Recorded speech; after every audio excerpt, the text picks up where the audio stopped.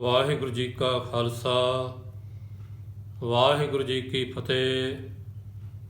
ਗੁਰੂ ਪਿਆਰੀ ਸਾਧ ਸੰਗਤ ਜੀ, ਜੋ ਆ ਪਾਵਨ ਪਵਿੱਤਰ ਸ਼ਬਦ ਦੀ ਵਿਚਾਰ ਸਰਵਣ ਕਰਨ ਜਾ ਰਹੇ ਹੋ, ਸ਼੍ਰੋਮਣੀ ਭਗਤ ਧੰਨ ਕਬੀਰ ਸਾਹਿਬ ਜੀ ਦੇ ਮੁਖਾਰ ਬਿੰਦ ਤੋਂ ਉਚਾਰਨ ਕੀਤਾ ਹੋਇਆ ਇਹ ਪਾਵਨ ਪਵਿੱਤਰ ਸ਼ਬਦ ਆਸਾ ਰਾਗ ਵਿੱਚ ਸਾਹਿਬ ਸ੍ਰੀ ਗੁਰੂ ਗ੍ਰੰਥ ਸਾਹਿਬ ਜੀ ਦੇ ਪਾਵਨ ਅੰਗ 479 ਉੱਤੇ ਅੰਕਿਤ ਹੈ।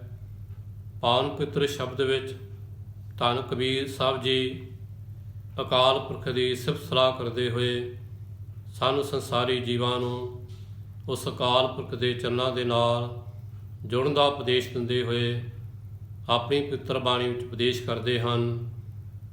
ਗੁਰੂ ਪਿਆਰੀ ਸਾਧ ਸੰਗਤ ਜੀ, ਜਿਵੇਂ ਕੀਰਤਪੁਰ ਸਾਹਿਬ ਵਿਖੇ ਛੇਵੇਂ ਪਾਤਸ਼ਾਹ ਧੰਨ ਧੰਨ ਗੁਰੂ ਹਰਗੋਬਿੰਦ ਸਾਹਿਬ ਮਹਾਰਾਜ ਜੀ, ਜਿਨ੍ਹਾਂ ਨੇ ਬੜੇ ਸ਼ੌਂਕ ਨਾਲ ਫੁੱਲਾਂ ਦਾ ਬਾਗ ਲਾਇਆ ਹੋਇਆ ਸੀ ਤੇ ਸਤਿਗੁਰੂ ਹਰਗੋਬਿੰਦ ਸਾਹਿਬ ਮਹਾਰਾਜ ਜੀ ਰੋਜ਼ ਸਵੇਰੇ ਬਾਗ ਵਿੱਚ ਫੁੱਲ ਦੇਖਣ ਜਾਇਆ ਕਰਦੇ ਸਨ। ਤੇ ਉਸ ਦਿਨ ਸਾਧ ਸੰਗਤ ਜੀ ਸਤਿਗੁਰੂ ਹਰਗੋਬਿੰਦ ਸਾਹਿਬ ਮਹਾਰਾਜ ਜੀ ਦੇ ਪੋਤਰੇ ਸ੍ਰੀ ਗੁਰੂ ਹਰਿਰਾਏ ਸਾਹਿਬ ਜੀ ਵੀ ਸਤਿਗੁਰੂ ਹਰਗੋਬਿੰਦ ਸਾਹਿਬ ਮਹਾਰਾਜ ਜੀ ਦੇ ਅੱਗੇ ਅੱਗੇ ਫੁੱਲਾਂ ਵਾਲੇ ਬਾਗ ਵਿੱਚ ਪਹੁੰਚ ਗਏ ਤੇ ਉਹਨਾਂ ਦੇ ਚੋਲੇ ਸਾਹਿਬ ਦੇ ਨਾਲ ਅਟਕ ਕੇ ਇੱਕ ਫੁੱਲ ਟਾਹਣੀ ਨਾਲੋਂ ਟੁੱਟ ਕੇ ਧਰਤੀ 'ਤੇ ਡਿੱਗ ਪੈਂਦਾ ਹੈ ਤੇ ਫੁੱਲ ਮੁਰਝਾ ਜਾਂਦਾ ਹੈ। ਇਹ ਦੇਖ ਕੇ ਧੰਨ ਗੁਰੂ ਹਰਗੋਬਿੰਦ ਸਾਹਿਬ ਮਹਾਰਾਜ ਜੀ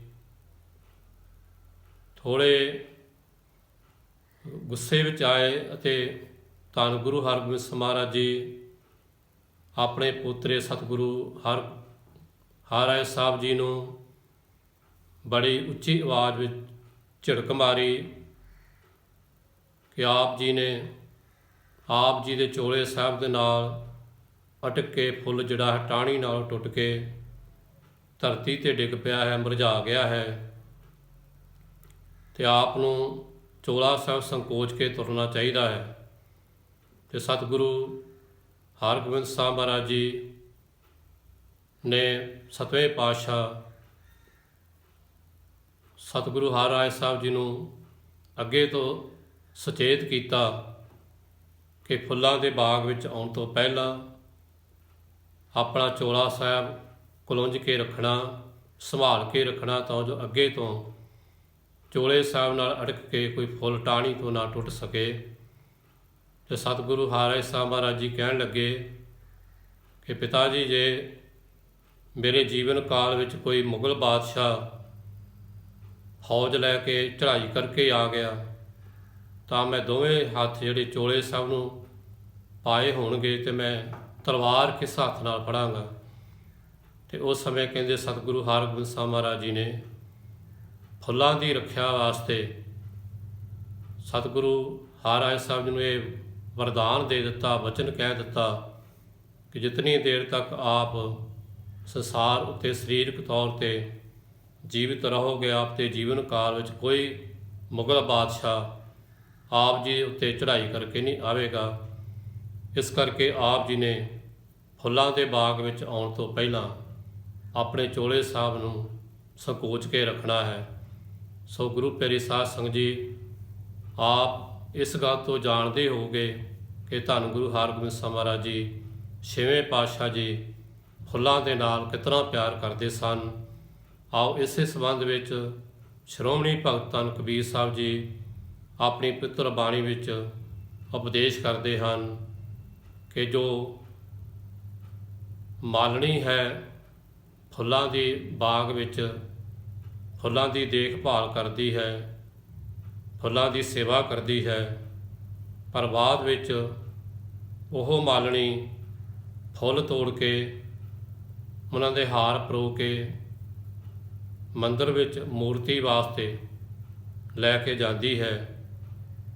ਤੇ ਧੰਨ ਕਬੀਰ ਸਾਹਿਬ ਜੀ ਉਪਦੇਸ਼ ਕਰਦੇ ਹਨ, ਪਾਤੀ ਤੋਰੇ ਮਾਲਣੀ ਪਾਤੀ ਪਾਤੀ ਜੀਓ।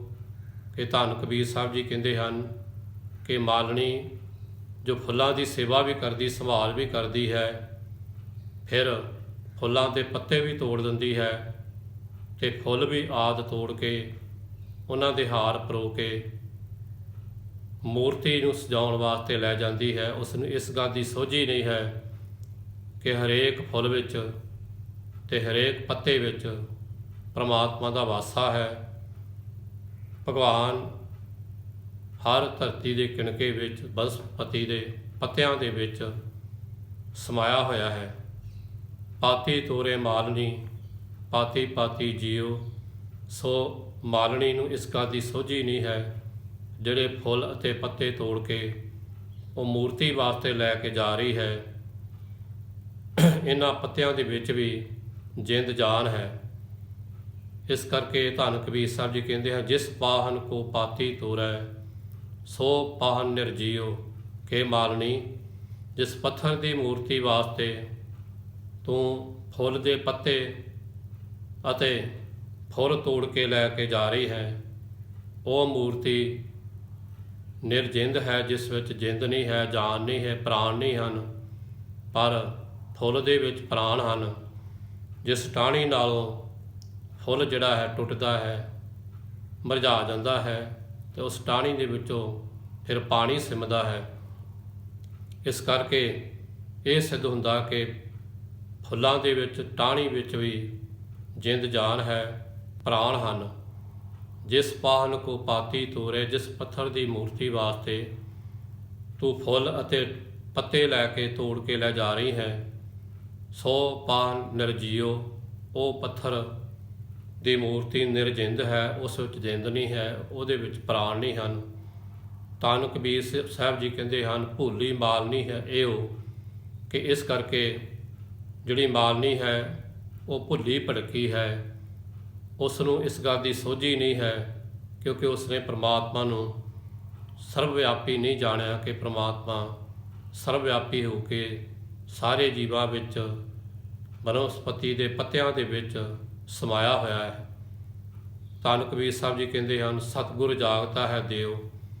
ਕਿ ਪ੍ਰਮਾਤਮਾ ਅਕਾਲ ਪੁਰਖ ਜਿਹੜਾ ਹੈ ਭਾਈ, ਉਹ ਸਦਾ ਜਾਗਰਤ ਹੋ ਕੇ ਰਹਿੰਦਾ ਹੈ, ਸੁਚੇਤ ਹੋ ਕੇ ਰਹਿੰਦਾ ਹੈ। ਉਹ ਕਦੀ ਸੰਸਾਰ ਉੱਤੇ ਸੰਸਾਰਕ ਜੀਵਾਂ ਵਾਂਗ ਸੌਂਦਾ ਨਹੀਂ ਹੈ। ਇਸ ਕਰਕੇ ਪ੍ਰਮਾਤਮਾ ਜਿਹੜਾ ਪ੍ਰਭੂ ਹੈ, ਸਦ ਸੁਣਦਾ, ਸਦ ਵੇਖਦਾ, ਸ਼ਬਦ ਰਿਹਾ ਭਰਪੂਰ। ਕਿ ਭਰਪੂਰ ਹੋ ਕੇ ਸਾਰੇ ਸੰਸਾਰ ਉੱਤੇ ਵਰਤ ਰਿਹਾ ਹੈ, ਆਪਣੇ ਜੀਵਾਂ ਨੂੰ ਸਦਾ ਹੀ ਦੇਖ ਰਿਹਾ ਹੈ ਤੇ ਸੁਣ ਰਿਹਾ ਹੈ ਕਿ ਉਹਦੀ ਜੋਤ ਜਿਹੜੀ ਹੈ, ਸਭ ਮੈਂ ਜੋਤ ਜੋਤ ਹੈ ਸੋਏ, ਤਿਸ ਦੇ ਚਾਨਣ ਸਭ ਮੈਂ ਚਾਨਣ ਹੋਏ। ਕਿ ਉਹਦਾ ਪਰਮਾਤਮਾ ਦਾ ਨੂਰ, ਉਹਦੀ ਜੋਤ ਜਿਹੜੀ ਹੈ ਸਾਰੇ ਜੀਵਾਂ ਵਿੱਚ ਸਮਾਈ ਹੋਈ ਦਿਸ ਰਹੀ ਹੈ। ਧੰਨ ਕਬੀਰ ਸਾਹਿਬ ਜੀ ਕਹਿੰਦੇ ਹਨ, ਬ੍ਰਹਮ ਪਾਤੀ ਬਿਸਨ ਡਾਰੀ ਫੂਲ ਸ਼ੰਕਰ ਦਿਓ।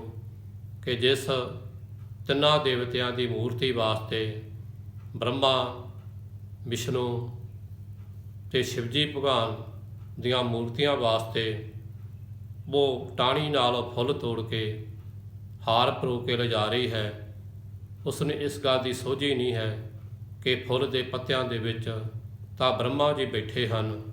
ਬ੍ਰਹਮ ਪਾਤੀ ਬਿਸਰਨ ਡਾਰੀ, ਤੇ ਫੁੱਲ ਦੀਆਂ ਟਾਹਣੀਆਂ ਦੇ ਵਿੱਚ ਵਿਸ਼ਨੂੰ ਭਗਵਾਨ ਜੀ ਬੈਠੇ ਹਨ। ਫੁੱਲ ਟਾਹਣੀ ਦੇ ਫੁੱਲ ਦੇ ਵਿੱਚ ਸ਼ੰਕਰ ਭਗਵਾਨ ਜੀ, ਸ਼ਿਵ ਜੀ ਭਗਵਾਨ ਜੀ ਬਿਰਾਜਮਾਨ ਹਨ। ਤੇ ਇਸ ਕਰਕੇ ਭਗਤ ਕਬੀਰ ਜੀ ਸਾਹਿਬ ਕਹਿੰਦੇ ਹਨ ਕਿ ਮਾਲਣੀ ਨੇ ਮੇਰੇ ਸਾਹਮਣੇ ਹੀ ਫੁੱਲ ਦੇ ਪੌਦੇ ਨੂੰ ਦੇ ਕੋਲ ਆ ਕੇ ਉਸਨੇ ਫੁੱਲ ਦੀ ਪੌਦੇ ਦੀ ਟਾਹਣੀ ਵੀ ਤੋੜ ਦਿੱਤੀ ਹੈ। ਭਰਾ ਬ੍ਰਹਮਾ ਜੀ ਨੂੰ ਤੋੜ ਕੇ ਧਰਤੀ ਤੇ ਸੁੱਟ ਦਿੱਤਾ ਹੈ। ਅਤੇ ਫੁੱਲ ਦੇ ਵਿੱਚ ਜੋ ਵਿਸ਼ਨੂੰ ਭਗਵਾਨ ਜੀ ਹਨ, ਫੁੱਲ ਵੀ ਟਾਹਣੀ ਨੂੰ ਤੋੜ ਦਿੱਤਾ ਹੈ। ਅਤੇ ਸ਼ੰਕਰ ਭਗਵਾਨ ਜੋ ਫੁੱਲ ਦੀ ਜੋ ਪੱਤਿਆਂ ਦੇ ਵਿੱਚ ਵਿਸ਼ਨੂੰ ਭਗਵਾਨ ਜੀ ਬਿਰਾਜਮਾਨ ਹਨ, ਤੇ ਟਾਹਣੀ ਦੇ ਵਿੱਚ ਸ਼ਿਵਜੀ ਭਗਵਾਨ ਜੀ ਬੈਠੇ ਹਨ। ਕਬੀਰ ਸਾਹਿਬ ਜੀ ਕਹਿੰਦੇ ਹਨ, ਮਾਨੋ ਕਿ ਇਸ ਭੁੱਲੀ ਹੋਈ ਭਟਕੀ ਹੋਈ ਮਾਲਣੀ ਨੇ ਮੇਰੇ ਸਾਹਮਣੇ ਪ੍ਰਤੱਖ ਰੂਪ ਵਿੱਚ ਤਿੰਨੇ ਦੇਵਤਿਆਂ ਨੂੰ ਤੋੜ ਕੇ ਧਰਤੀ ਤੇ ਸੁੱਟ ਦਿੱਤਾ ਹੈ। ਬ੍ਰਹਮ ਪਾਤੀ ਬਿਸਨ ਡਾਰੀ ਫੂਲ ਸ਼ੰਕਰ ਦਿਓ। ਜਦੋਂ ਕਿ ਬ੍ਰਹਮਾ ਜੀ ਫੁੱਲਾਂ ਦੇ ਪੱਤਿਆਂ ਵਿੱਚ ਵਸ ਰਹੇ ਹਨ ਅਤੇ ਟਾਹਣੀ ਦੇ ਵਿੱਚ ਵਿਸ਼ਨੂੰ ਭਗਵਾਨ ਜੀ ਵਸ ਰਹੇ ਹਨ ਅਤੇ ਫੁੱਲ ਦੇ ਵਿੱਚ ਸ਼ਿਵਜੀ ਭਗਵਾਨ ਜੀ ਬਿਰਾਜਮਾਨ ਹਨ। ਇਸ ਕਰਕੇ ਤਿੰਨੇ ਦੇਵਤੇ ਉਸਨੇ ਫੁੱਲ ਦੇ ਪੌਦੇ ਨਾਲੋਂ ਤੋੜ ਕੇ ਵਿਅਰਥ ਧਰਤੀ 'ਤੇ ਸੁੱਟ ਦਿੱਤੇ ਹਨ। ਧੰਨ ਕਬੀਰ ਸਾਹਿਬ ਜੀ ਕਹਿੰਦੇ ਹਨ, ਤੀਨ ਦੇਵ ਪ੍ਰਤੱਖ ਤੋਰੇ, ਕਰੇ ਕਿਸ ਕੀ ਸੇਉ। ਤੇ ਤਿੰਨੇ ਦੇਵਤੇ ਬ੍ਰਹਮਾ ਵਿਸ਼ਨੂੰ ਤੇ ਸ਼ਿਵਜੀ ਭਗਵਾਨ ਜੀ ਉਹਨੇ ਮੇਰੇ ਸਾਹਮਣੇ ਹੀ ਤੋੜ ਕੇ ਤੇ ਵੱਖਰੇ ਵੱਖਰੇ ਧਰਤੀ 'ਤੇ ਸੁੱਟ ਦਿੱਤੇ ਹਨ। ਇਸ ਕਰਕੇ ਉਹ ਮਾਲਣੀ ਜਿਹੜੀ ਹੈ ਭੁੱਲੀ ਭੜਕੀ ਹੋਈ ਕਿਸ ਦੇਵਤੇ ਦੇ ਵਾਸਤੇ ਇਹ ਫੁੱਲ ਲੈ ਕੇ ਜਾ ਰਹੀ ਹੈ, ਜਦੋਂ ਕਿ ਉਸਨੇ ਤਿੰਨਾਂ ਦੇਵਤਿਆਂ ਨੂੰ ਤੇ ਮੇਰੇ ਸਾਹਮਣੇ ਪ੍ਰਤੱਖ ਰੂਪ ਵਿੱਚ ਪੌਦੇ ਨਾਲ ਤੋੜ ਕੇ ਸੁੱਟ ਦਿੱਤਾ ਹੈ। ਤੀਨ ਦੇ ਪ੍ਰਤੱਖ ਤੋਰੈ, ਕਰੇ ਕਿਸ ਕੀ ਸੇਵ। ਤੇ ਹੁਣ ਕਿਸ ਦੀ ਸੇਵਾ ਵਾਸਤੇ ਤੂੰ ਇਹ ਫੁੱਲ ਟਾਹਣੀਆਂ ਤੇ ਪੱਤੇ ਲੈ ਕੇ ਜਾ ਰਹੀ ਹੈ, ਜਦੋਂ ਕਿ ਮੇਰੇ ਸਾਹਮਣੇ ਪ੍ਰਤੱਖ ਰੂਪ ਵਿੱਚ ਤਿੰਨਾਂ ਦੇਵਤਿਆਂ ਨੂੰ ਪੌਦੇ ਨਾਲ ਤੋੜ ਕੇ ਸੁੱਟ ਦਿੱਤਾ ਹੈ। ਧੰਨ ਕਬੀਰ ਸਾਹਿਬ ਜੀ ਕਹਿੰਦੇ ਹਨ, ਆਖਾਨ ਗੜ ਕੇ ਮੂਰਤ ਕੀਨੀ, ਦੇ ਕੇ ਛਾਤੀ ਪਾਓ ਕੇ ਮਾਲਣੀ। ਜਿਸ ਪੱਥਰ ਦੀ ਮੂਰਤੀ ਤੇ ਬੈਠ ਕੇ ਜਿਹੜਾ ਮਿਸਤਰੀ ਹੈ ਉਸਨੇ ਮੂਰਤੀ ਨੂੰ ਘੜਿਆ ਹੈ ਤੇ ਉਹਦੀ ਛਾਤੀ ਉੱਤੇ ਆਪਣਾ ਪੈਰ ਰੱਖਿਆ ਹੈ। ਪਖਾਨ ਗੜ ਕੇ ਮੂਰਤ ਕੀਨੀ, ਪਖਾਨ ਪੱਥਰ ਨੂੰ ਕਹਿੰਦੇ ਹਨ। ਧੰਨ ਕਬੀਰ ਸਾਹਿਬ ਜੀ ਕਹਿੰਦੇ ਹਨ, ਹੇ ਮਾਲਣੀ, ਉਸ ਮਿਸਤਰੀ ਨੇ ਜਿਸਨੇ ਪੱਥਰ ਦੀ ਸਿਲ ਉੱਤੇ ਬੈਠ ਕੇ ਮੂਰਤ ਦੀ ਤਸਵੀਰ ਘੜੀ ਹੈ, ਮੂਰਤ ਨੂੰ ਘੜਿਆ ਹੈ, ਦੇ ਕੇ ਛਾਤੀ ਪਾਉ ਤੇ ਆਪਣਾ ਪੈਰ ਉਸ ਪੱਥਰ ਦੀ ਛਾਤੀ ਉੱਤੇ ਰੱਖਿਆ ਹੈ। ਤੇ ਜੇ ਇਸ ਮੂਰਤੀ ਵਿੱਚ ਪ੍ਰਾਣ ਹੁੰਦੇ, ਜਿੰਦ ਜਾਨ ਹੁੰਦੀ, ਤਾਂ ਉਸ ਨੇ ਮੂਰਤੀ ਕਰਨ ਵਾਲੇ ਮਿਸਤਰੀ ਨੂੰ ਹੀ ਖਾ ਜਾਣਾ ਸੀ। ਪਖਾਨ ਗੜ ਕੇ ਮੂਰਤ ਕੀਨੀ, ਦੇ ਕੇ ਛਾਤੀ ਪਾਓ। ਜੇ ਇਹ ਮੂਰਤ ਸਾਚੀ ਹੈ ਤਾਂ ਗੜਨਹਾਰੇ ਖਾਓ। ਜੇ ਮੂਰਤੀ ਸੱਚਾਈ ਹੁੰਦੀ, ਜਿੰਦ ਜਾਨ ਹੁੰਦੀ, ਸਵਾਸ ਹੁੰਦੇ, ਪ੍ਰਾਣ ਹੁੰਦੇ, ਤਾਂ ਉਸਨੇ ਆਪਣੇ ਉੱਪਰ ਬੈਠੇ ਮਿਸਤਰੀ ਨੂੰ ਖਾ ਜਾਣਾ ਸੀ। ਸੋ ਇਸ ਕਰਕੇ ਤੁਹਾਨੂੰ ਕਬੀਰ ਸਾਹਿਬ ਜੀ ਕਹਿੰਦੇ ਹਨ, ਇਹ ਭੁੱਲੀ ਭੜਕੀ ਮਾਲਣੇ, ਤੈਨੂੰ ਸੋਝੀ ਨਹੀਂ ਹੈ ਕਿ ਜਿਸ ਪੱਥਰ ਦੀ ਮੂਰਤੀ ਵਾਸਤੇ ਤੂੰ ਫੁੱਲ ਜਿਹੜੇ ਹਨ ਤੇ ਟਾਹਣੀਆਂ ਪੱਤੇ, ਜਿਨ੍ਹਾਂ ਵਿੱਚ ਤਿੰਨੇ ਦੇਵਤੇ ਬ੍ਰਹਮਾ ਵਿਸ਼ਨੂੰ ਤੇ ਸ਼ਿਵਜੀ ਭਗਵਾਨ ਜੀ ਬੈਠੇ ਹਨ, ਪ੍ਰਤੱਖ ਉਹਨਾਂ ਨੂੰ ਮੇਰੇ ਸਾਹਮਣੇ ਤੋੜ ਕੇ ਧਰਤੀ 'ਤੇ ਸੁੱਟ ਦਿੱਤਾ ਹੈ। ਉਹਨਾਂ ਦੀਆਂ ਮੂਰਤੀਆਂ ਵਾਸਤੇ ਤੇ ਤੂੰ ਇਹ ਫੁੱਲ ਫਲ ਆਦਿ ਲੈ ਕੇ ਜਾ ਰਹੀ ਹੈ, ਪਰ ਪੱਥਰ ਦੀ ਮੂਰਤੀ ਵਿੱਚ ਜਿੰਦ ਤੇ ਜਾਨ ਨਹੀਂ ਹੈ, ਨਾ ਪ੍ਰਾਣ ਹੈ, ਪਰ ਫੁੱਲ ਵਿੱਚ ਤੇ ਪ੍ਰਾਣ ਸਨ, ਜਿਸ ਨੂੰ ਤੂੰ ਧਰਤੀ 'ਤੇ ਸੁੱਟ ਦਿੱਤਾ ਹੈ। ਪਖਾਨ ਗੜ ਕੇ ਮੂਰਤ ਕੀਨੀ, ਦੇ ਕੇ ਛਾਤੀ ਪਾਓ। ਜੇ ਇਹ ਮੂਰਤ ਸਾਚੀ ਹੈ ਤਾਂ ਗੜਨਹਾਰੇ ਖਾਓ। ਕਿ ਮਾਲਣੀ, ਜੇ ਮੂਰਤੀ ਵਿੱਚ ਸਚਾਈ ਹੁੰਦੀ, ਪ੍ਰਾਣ ਹੁੰਦੇ, ਸਵਾਸ ਹੁੰਦੇ, ਤਾਂ ਉਸਨੇ ਆਪਣੇ ਉੱਪਰ ਬੈਠੇ ਮਿਸਤਰੀ ਨੂੰ ਖਾ ਜਾਣਾ ਸੀ। ਭਾਂਤ ਪੈਤ ਅਰਲਾਪ ਸੀ, ਕਰ ਕਰਾ ਕਸਾਰ। ਧੰਨ ਕਬੀਰ ਸਾਹਿਬ ਜੀ ਕਹਿੰਦੇ ਹਨ ਕਿ ਜਦੋਂ ਕੋਈ ਜੀਵ ਮੰਦਰ ਦੇ ਵਿੱਚ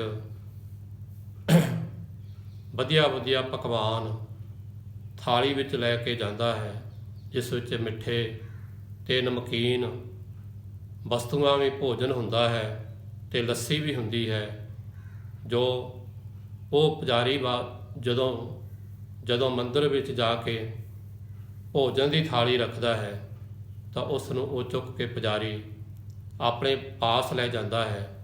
ਭਾਂਤ ਪੈਤ ਅਰਲਾਪ ਸੀ, ਕਰ ਕਰਾ ਕਸਾਰ। ਤੇ ਇਸ ਕਰਕੇ ਭਗਤ ਕਬੀਰ ਜੀ ਕਹਿੰਦੇ ਹਨ ਕਿ ਉਹ ਪਕਵਾਨ ਜਿਹਦੇ ਵਿੱਚ ਮਿੱਠੇ ਪਕਵਾਨ ਸਨ, ਲੱਸੀ ਆ ਤੇ ਨਮਕੀਨ ਜਿਹੜੀਆਂ ਵਸਤੂਆਂ ਬਣਾ ਕੇ ਰੱਖੀਆਂ ਸਨ, ਉਹ ਤਾਂ ਥਾਲੀ ਭੋਜਨ ਵਾਲੀ ਪੁਜਾਰੀ ਚੁੱਕ ਕੇ ਲੈ ਜਾਂਦਾ ਹੈ।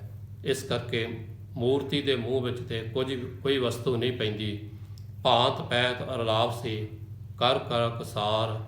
ਭੋਗਨ ਹਾਰੇ ਭੋਗਿਆ, ਇਸ ਮੂਰਤ ਕੇ ਮੁਖਸ਼ਾਰ ਕੇ। ਜਿਹੜਾ ਪੁਜਾਰੀ ਹੈ ਉਸਨੇ ਭੋਜਨ ਛਕ ਕੇ ਉਸ ਨੂੰ ਭੋਗ ਲਿਆ ਹੈ, ਛਕ ਲਿਆ ਹੈ, ਪਰ ਮੂਰਤੀ ਦੇ ਮੂੰਹ ਵਿੱਚ ਕੋਈ ਵਸਤੂ ਨਹੀਂ ਪਈ। ਇਸ ਕਰਕੇ ਧੰਨ ਕਬੀਰ ਸਾਹਿਬ ਜੀ ਕਹਿੰਦੇ ਹਨ ਕਿ ਜਿਸ ਫੁੱਲ ਦੇ ਵਿੱਚ, ਟਾਹਣੀਆਂ ਦੇ ਵਿੱਚ, ਪੱਤਿਆਂ ਦੇ ਵਿੱਚ ਤਿੰਨੇ ਦੇਵਤੇ ਵਸ ਰਹੇ ਹਨ, ਉਹ ਦੇਵਤੇ ਜਿਨ੍ਹਾਂ ਦੀਆਂ ਮੂਰਤੀਆਂ ਵਾਸਤੇ ਭੁੱਲੀ ਹੋਈ ਭਟਕੀ ਹੋਈ ਮਾਲਣ ਫੁੱਲ, ਟਾਹਣੀਆਂ, ਪੱਤੇ ਵੀ ਤੋੜ ਕੇ ਲੈ ਜਾਂਦੀ ਹੈ, ਉਸ ਨੂੰ ਇਹ ਸੋਝੀ ਨਹੀਂ ਕਿ ਜਿਸ ਦੇਵਤਿਆਂ ਵਾਸਤੇ ਮੈਂ ਇਹ ਵਸਤੂਆਂ ਲੈ ਕੇ ਜਾ ਰਹੀ ਹਾਂ, ਫੁੱਲ ਆਦਿ ਤੋੜ ਕੇ ਲੈ ਜਾ ਰਹੀ ਹਾਂ, ਉਹਨਾਂ ਦੀਆਂ ਮੂਰਤੀਆਂ ਵਾਸਤੇ ਜਿੰਦ ਜਾਨ ਨਹੀਂ ਹੈ, ਉਹਨਾਂ ਵਿੱਚ ਪ੍ਰਾਣ ਨਹੀਂ ਹਨ, ਪਰ ਫੁੱਲਾਂ ਦੇ ਤੇ ਟਾਹਣੀਆਂ ਤੇ ਪੱਤਿਆਂ ਦੇ ਵਿੱਚ ਪ੍ਰਾਣ ਹਨ। ਸੋ ਗੁਰੂ ਪਿਆਰੀ ਸਾਧ ਸੰਗਤ ਜੀ, ਆਓ ਸਤਿਗੁਰਾਂ ਦੀ ਪਵਿੱਤਰ ਬਾਣੀ ਦੀ ਵਿਚਾਰ ਹਿਰਦੇ ਰੂਪੀ ਕਰ ਵਸਾ ਕੇ ਸੇਵਾ ਸਮਨ ਕਰਦੇ ਆਪਣਾ ਮੁੱਖ ਆਜਨ ਸਫਲਾ ਕਰੀਏ। ਸਤਿਗੁਰਾਂ ਦੀ ਪਵਿੱਤਰ ਬਾਣੀ ਦੀ ਵਿਚਾਰ ਕਰਦੇ ਸਮੇਂ ਅਨੇਕਾਂ ਪ੍ਰਕਾਰ ਦੀਆਂ ਗਲਤੀਆਂ ਭੁੱਲਾਂ ਹੋ ਜਾਂਦੀਆਂ। ਆਪ ਸਰਬ ਸੰਗਤਾਂ ਗੁਰੂ ਸਾਹਿਬਾਨ ਜੀ ਬਖਸ਼ਣਯੋਗ ਹਨ।